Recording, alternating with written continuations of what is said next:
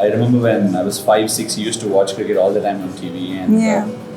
honestly, I didn't like cricket. But then I didn't like watching cricket. I wanted to play. I wanted him to throw balls at me and all that. But I liked playing it.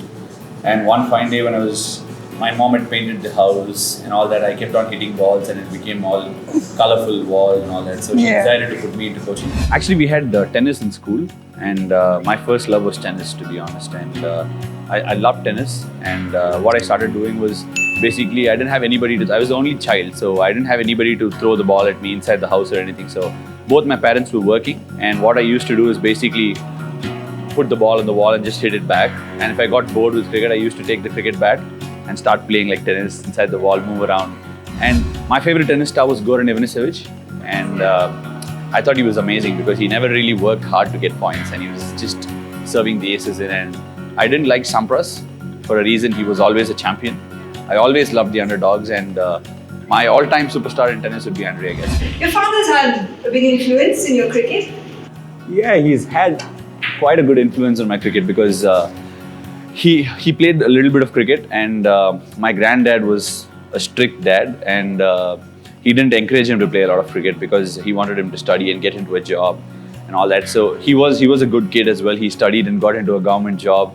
But the moment I was interested in cricket, he decided that I better give my son the best chance, and he was very passionate about the game. He used to take me around. He used to take me around to all games. Any games that happened nearby my house also, he used to take me around. And every practice session, my father ensured that he was around. And I think that was out of fear that I used to get hurt. And more than anything else, I think he was very passionate. And he used to accompany me to all tours, watch all the games. And only when I turned about 18, 19, he started to let me be on my own. Until then, he was completely all glued onto my cricket. See, I think there was no stage in my career that I felt that it was tough. But I definitely didn't like studies until I was in class 10. Because I felt it was a bit of a distraction from playing cricket, because every time I used to go play cricket, it was too hard for a 12, 13-year-old kid to actually go to school and try and recollect the notes, go for a game, come back and catch up with it. It was very difficult for me on that front.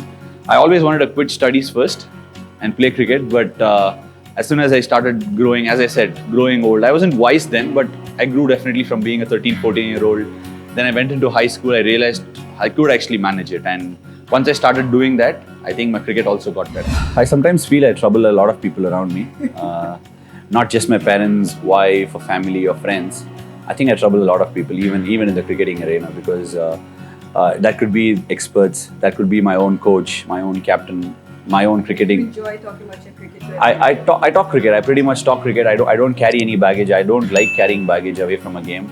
I like to discuss the game, and I do find like-minded people and try and talk to them about it.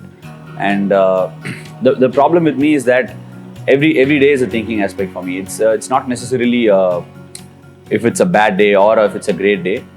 As soon as the day is over, if it's been successful, it's successful. If it's been bad, it's bad. But it doesn't really make a difference apart from the fact that I have that extra smile on my face if it's a good day. I keep thinking how better I can get. And the ultimate goal for me is to actually be dominating cricket, dominating world cricket. And that's the ultimate goal where I want to see myself. That could be with the bat, that could be with the ball, that could be any aspect of the game, even with respect to analyzing the game or whatever it is. I try and get to a stage where I can actually completely dominate the game, because I personally feel fear factor is very important. Once you put that fear factor in the opponent, half the battle is won.